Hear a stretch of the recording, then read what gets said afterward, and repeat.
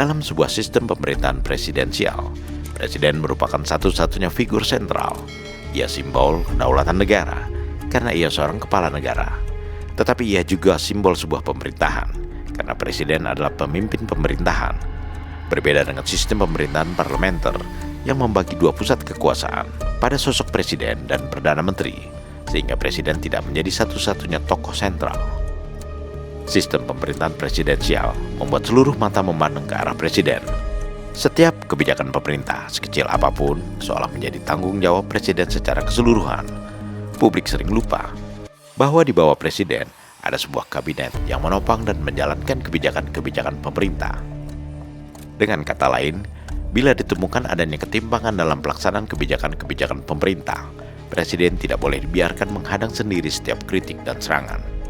Para menteri idealnya tampil terlebih dulu, menjelaskan dan meluruskan kebijakan pemerintah yang menjadi tanggung jawabnya kepada publik, dan sekaligus menghadang kritik dan serangan, sebelum presiden menjadi sasaran empuk segala kritik dan serangan itu. Namun sudah menjadi wacana yang mengemuka sejak lama bahwa ada kelemahan komunikasi di kalangan pembantu presiden. Meskipun sebagian menteri merupakan para ketua umum partai politik yang berkoalisi dengan pemerintah, yang semestinya memiliki kepiawaian lebih dalam melakukan komunikasi untuk membangun persepsi publik. Sebuah kabinet dalam sistem pemerintahan presidensial adalah sebuah orkestra yang setiap pemainnya seharus saling menopang untuk meningkatkan citra pemerintahan, agar presiden tidak menjadi satu-satunya figur yang memikul hampir seluruh beban persepsi publik. Dan yang menarik, itu yang terjadi sekarang ini. Presiden Prabowo Subianto mau tak mau harus sering tampil menjelaskan kebijakan-kebijakan pemerintah hingga hal yang sekecil-kecilnya. Sebab banyak menteri yang sebagian besar dari ketua partai koalisi cenderung diam alias minim berkomunikasi dengan publik, seakan membiarkan presiden menghadang kritik dan serangan sendirian. Bahkan dalam berbagai kesempatan, tak jarang Presiden Prabowo harus pasang badan untuk membela para pembantunya. Kesimpulan ini didapat dari hasil riset Sintesa Strategi Indonesia melalui monitoring data linker terhadap percakapan digital mengenai Presiden Prabowo Subianto dan para menterinya dalam kurun waktu tertentu. Sebagai catatan, Sintesa Strategi Indonesia atau SSI adalah lembaga riset dan konsultan di bidang data dan opini publik.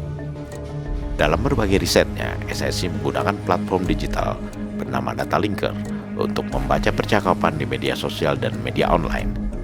Tujuannya untuk melihat persepsi masyarakat yang diwakili warganet terhadap tokoh politik atau pemerintah, guna mengukur apakah pendapat masyarakat bersifat positif, negatif, atau netral terhadap sebuah kebijakan atau tokoh. Dan kali ini, SSI memantau serta menganalisis jutaan percakapan melalui platform X, Facebook, Instagram, dan TikTok, serta media online, khususnya yang berkaitan dengan percakapan mengenai Presiden Prabowo dan para menterinya selama periode 5 Juni hingga 2 Juli 2026. Hasilnya cukup mengejutkan. Percakapan digital mengenai Presiden Prabowo Subianto ternyata lebih banyak positifnya ketimbang negatifnya. Citra Presiden Prabowo di ruang digital relatif masih baik.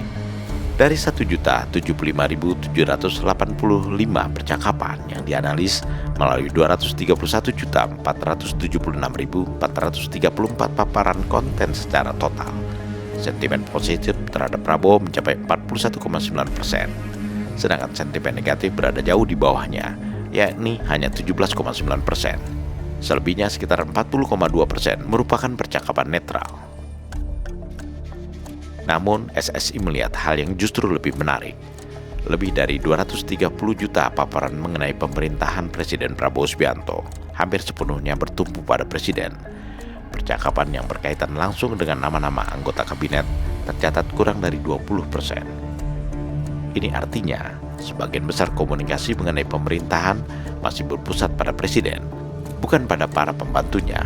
Dan ini menurut Direktur Sintesa Strategi Indonesia, Ikrama Masloman, dalam artikel dari Kompas.com, merupakan masalah dalam marwah sistem pemerintahan presidensial. Presiden memang merupakan kepala pemerintahan, tetapi presiden tidak dirancang untuk menjadi komunikator tunggal pemerintah, kata Ikrama. Presiden membutuhkan para menteri sebagai penyambung pesan, penjelas kebijakan, sekaligus menjadi peredam ketika muncul kontroversi di ruang publik. Sintesa Strategi Indonesia membagi paparan konten digital yang melibatkan nama-nama anggota Kabinet Merah Putih dalam 3 tier. Dan hasil temuan SSI menunjukkan mayoritas anggota Kabinet Merah Putih masih berada pada tier 3 non-signifikan, yaitu kelompok dengan keterkaitan percakapan yang sangat kecil terhadap kata kunci Prabowo dan berada di bawah 25.000 terpaan. Untungnya, masih ada beberapa nama yang memiliki hubungan kuat dengan persepsi publik mengenai Presiden Prabowo yang bisa dimasukkan dalam kelompok tier 1. Mereka adalah Bahlil Lahadalia, Nani Sdeyang, Teddy Indrawijaya, dan Purbaya Yudisadewa. Figur-figur ini memiliki paparan konten lebih dari 1 juta. Lalu di kelompok tier 2 ada nama-nama seperti Muhammad Kodari, Amran Sulaiman, Fadlizon, Prasetyo Hadi, dan Agus Harimurti Yudhoyono dengan paparan konten antara 25.000 hingga 1 juta. Selebihnya berada dalam kelompok exposure yang sangat rendah. Padahal di dalam Kabinet Prabowo ada beberapa ketua umum partai politik yang tentunya memiliki modal komunikasi yang sangat bagus melalui jaringan partainya untuk membentuk agenda publik. Sementara berdasarkan hasil temuan SSI, hanya ada 2 pimpinan partai politik yang selama ini berkomunikasi dengan publik secara aktif dan ikut membentuk persepsi publik, yakni Ketua Umum Partai Golkar, Bahlil Lahadalia, dan Ketua Umum Partai Demokrat, Agus Harimurti Yudhoyono. Lalu kemana Ketua Umum partai politik lainnya? Menurut Direktur Sintesa Strategi Indonesia, Ikram Masloman, para Ketua Umum partai politik yang berada dalam Kabinet Merah Putih seharusnya dapat menjadi political amplifier bagi Presiden Prabowo dengan modal komunikasi kuat yang mereka miliki dalam jaringan organisasi kepartaiannya. Sehingga mereka dapat memperluas pesan pemerintah, sekaligus menjadi tameng pertama ketika muncul kritik dan serangan terhadap kebijakan pemerintah, bukan membiarkan Prabowo menghadang serangan sendirian. Memang benar, pekerjaan para anggota Kabinet Merah Putih bukan melulu soal komunikasi. Bekerja mempercepat program-program pemerintah yang menjadi bidangnya memang jauh lebih penting. Tetapi di era digital sekarang ini, ketika media sosial dan media digital lainnya sering dijadikan rujukan untuk menakar persepsi publik, komunikasi melalui ruang digital merupakan hal yang sama pentingnya. Sebagus apapun program pemerintah yang sedang dijalankan, harus diiringi dengan komunikasi aktif para pejabatnya guna membangun persepsi positif di kalangan masyarakat, agar program pemerintah dapat dicerna dan diterima publik dengan baik, sehingga dapat meminimalisasikan kontroversi. Hal ini terutama berlaku para anggota Kabinet Merah Putih di bidang komunikasi, yang tugas utamanya memang membangun komunikasi dengan masyarakat. Namun yang paling aktif hanya Muhammad Kodari dan Hasan Nasbi, yang masing-masing menjabat sebagai Kepala Badan Komunikasi Pemerintah dan Penasihat Presiden bidang komunikasi. Pejabat komunikasi lainnya sepi-sepi saja, alias jarang tampil menjadi komunikator, apalagi membela Prabowo di depan publik.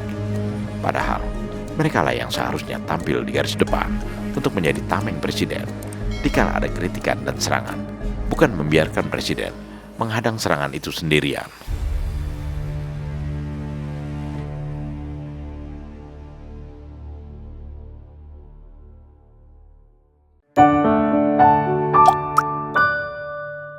Men of our time.